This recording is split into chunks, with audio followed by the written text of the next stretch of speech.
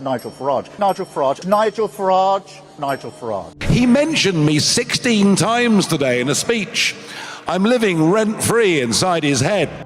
Nigel Farage has reacted to the Prime Minister's warnings that reform's economic policies are fantasy and is trust-like while speaking in Las Vegas at a Bitcoin conference.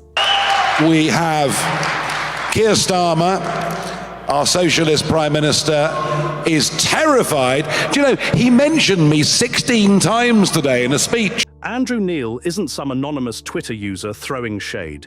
He's one of Britain's most respected political commentators. So when he accuses a sitting PM of operating a government built on lying, it's not noise, it's history being written. Neil's words weren't speculative, they were surgical. He didn't just say Starmer lies. He said lying has become the operational core of the Labour government. That's a direct accusation of structural deception, and it sets fire to Starmer's entire manufactured image of integrity. Let that sink in. In 55 years, Neil has never said this about any government. Not Thatcher's war cabinet, not Blair's spin machine, not even Johnson's chaos. Only Starmer. That's the scale of rot we're dealing with. This is not a man who bent a few truths. This is a Prime Minister who sees truth itself as optional and believes the public is too stupid to notice. But to what extent did Neil go to expose Starmer? Let's find out. Speech where he mentioned Nigel's name 16 times. Here's a taster of what he said. Now in government, we're once again fighting the same fantasy. This time from Farage. The same bet in the same casino that you can spend tens of billions of pounds on tax cuts without a proper way of paying for it. Using your family finances, your mortgages, your bills as the gambling. Labour's social media post boldly claimed net migration dropped by nearly 50%, complete with a smug poster and official branding. But here's the truth. That wasn't Labour's policy. It was the result of Conservative Home Secretary James Cleverly's rule changes, rolled out long before Starmer's team even touched the file. Labour didn't drive the car. They jumped in front of it for the photo op. This is beyond spin. It's political identity theft. Imagine taking credit for another party's policy, presenting it as your own, then distributing it to the country as a Labour victory. That's not just dishonest. It's insulting to every single voter who tracks policy timelines. Starmer is betting that most people won't look behind the curtain. He's treating the electorate like goldfish with no memory. But Andrew Neil just ripped the curtain down. The implications are dangerous. If Labour's willing to lie this boldly about something so easily disproven, what else are they fabricating? Immigration isn't just numbers, it's people's lives. To twist that into a political stunt? That's not statesmanship. That's sociopathy in slow motion. And yet, this is the man who wants us to believe he's restoring truth and trust in politics. Irony isn't dead. It's just working for Starmer. Lying is nothing new for Starmer and the Labour Party. Take a look. Opportunity. In the last two general elections, you asked people to elect Jeremy Corbyn as their Prime Minister. You said, I do think Jeremy Corbyn would make a great Prime Minister. Jeremy Corbyn, did you mean that? I was certain that we would lose the 2019 election. That wasn't we were not my ready. question. I was certain that we would lose it. I did campaign for Labour, of course I did. I will openly say I campaigned for Labour. I wanted good colleagues to be returned into the Labour Party. When you said it. And I wanted a party that was capable of being changed so we could face the future again. Did you not mean it when you said it? I was certain that we would lose, and I think many other people were certain that we would lose. So you didn't mean it?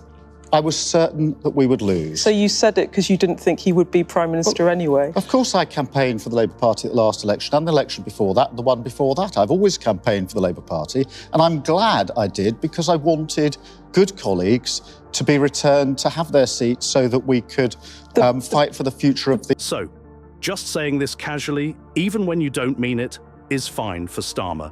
Horrible level. He goes on to say, in this Starmer government, lying has not become a feature to which it increasingly resorts. It is the modus operandi of the government. He talks about the latest net migration figures showing a 50% reduction compared with 2023. The Home Office tweeted out a poster which said net migration has been cut by nearly 50%, describing it as the largest ever drop in net migration for any 12-month period. He says, Andrew Neil says, the implication was clear. The implication was it was thanks to Labour government policy, but it wasn't. Of course it wasn't. It was down to actually policy. James Cleverly, that's right, a Conservative policy because of his rule, the rules that he introduced. And of course, he is basically, and really this is worth reading because it is eviscerating, to put it mildly. He goes on to say the Prime Minister has a long track record of lying and gaslighting. I mean, good for Andrew Neil. He's right to call out Sir Keir Starmer. Before we continue further, tell us, are you enjoying the video? If yes, please like and share the video and subscribe to our channel for more exclusive videos on the groundbreaking changes happening in British politics. Let's continue now. Chris Hope, Chris. Chris Hope, GB News. Prime Minister Nigel Farage has 5 MPs. You've got 403. Are you panicking because Reform is so far ahead in the polls, it seems? Is he living rent-free in your brain? You went to a state school. Your dad worked in a factory. Your mum worked in the NHS. So why has a public school-educated former city trader got more in common with the Red Wall than you have? Well, I've set out my divide. I think the single most important thing is to make sure we stabilise our economy. This is Starmer's greatest betrayal. His pledges under Jeremy Corbyn. The ones he swore would carry over into Labour's new manifesto. They weren't just policies, they were called pledges. A word that implies permanence, principle, honour. But less than a year later, gone, scrapped, deleted like browser history after a scandal. What does that tell us? Starmer never intended to keep them. He rode Corbyn's movement into the leadership, milked the grassroots support, and then sold them out like used furniture once he got the keys to the kingdom. That's not a pivot, that's fraudulent entry into public office. He didn't win the Labour leadership, he hijacked it. I haven't spoken to Jeremy Corbyn for 2.5 years now. So is he a friend? Was he a friend? No, I mean, as I say, I haven't spoken to him for 2.5 years. In 2020, he was a friend. So he's a colleague, he's a friend, and he's led us through some really difficult times in the Labour Party. I asked for those that have been most hurt by what had happened in relation to anti-Semitism simply to give me the space to show what I could do. I didn't think I could ask them for their support. I said, give me the space to show that I mean what I say. I meant what I said.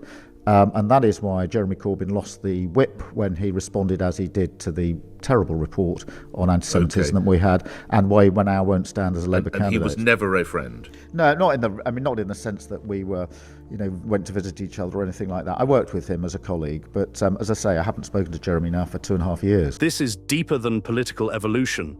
This is betrayal by design.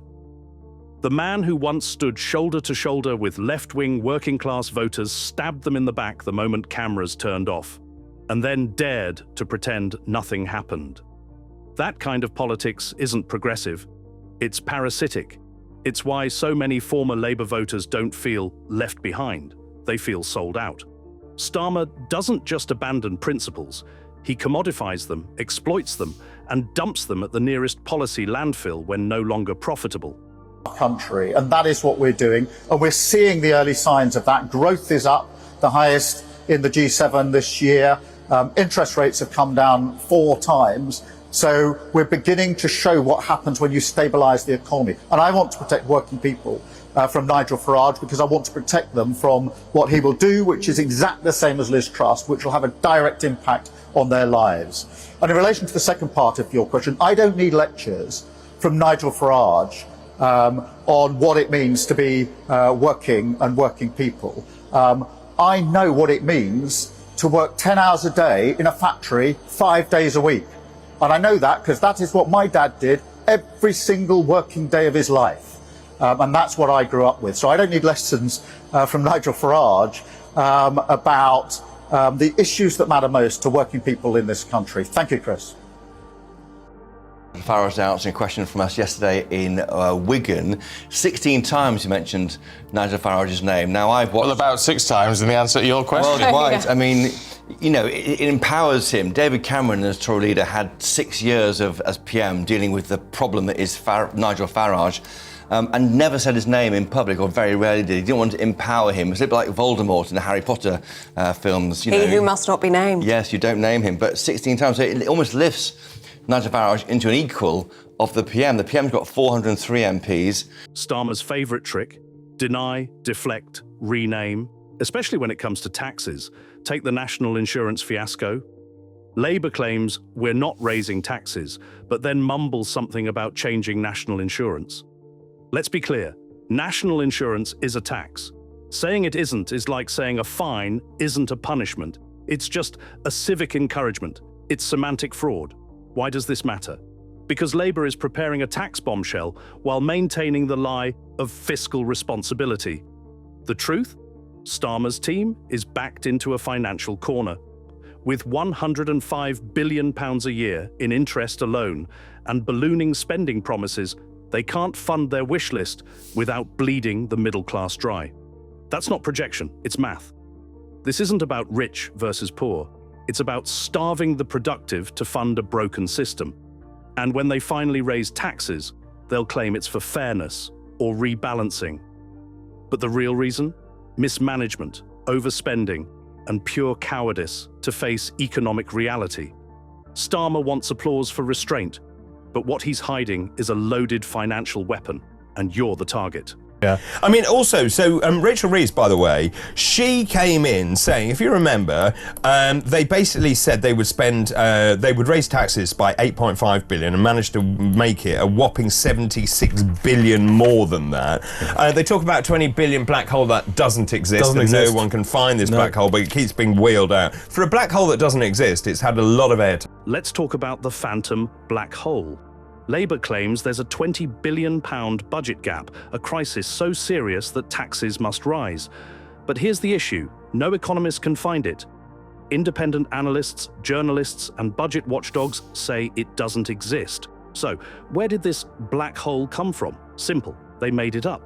Not to solve a problem, but to manufacture a justification, to lay the groundwork for breaking future promises. And worse, they've inflated the tax target from £8.5 billion to £76 billion in projections, while still claiming they're helping the working class. This is deception by design. They know the truth won't dominate headlines. They know slogans travel faster than spreadsheets. But the consequences are deadly. Labour is selling fear to buy permission for betrayal. Imagine telling people there's a fire in their house just so you can sell them a fire extinguisher at triple the price. That's what this fake black hole narrative is. And Starmer stands at the centre of it, grinning, hand on hose, while the house burns behind him. Actually, for Andrew Neil to come out and say Keir Starmer is a liar, I think it's pretty profound. I mean, he is. I mean, he's one of the great political minds, Andrew Neil. I've always been a fan for many, many decades, and it's worth reading that piece. And a lot of people, you know, you and I can sit here and just go, oh, Starmer, you're a liar, and we can back up our arguments. What Neil has done in that piece is forensically taking apart so many things that Starmer and his chums have said. It is just brilliant, and they are gaslighting. This wasn't a routine takedown. This was a reckoning, a public moment of clarity, where the crowd no longer saw a leader. They saw a corporate actor struggling to stay in character. What we saw wasn't a policy failure, it was an emotional exposé. Starmer has no spine, no core beliefs, no identity except what the pollsters tell him works that week. And now everyone is talking, but Starmer isn't ignoring them. He's dismissing them. And the fury, it's earned. Do you think it is time for Starmer to take his leadership seriously? Or is it too late? Let us know in the comment section, why is Starmer silent? Do you want to watch more videos like this one? If yes, please like and share the video and subscribe to get more updates on British politics and how events are changing it. Until the next video, stay tuned.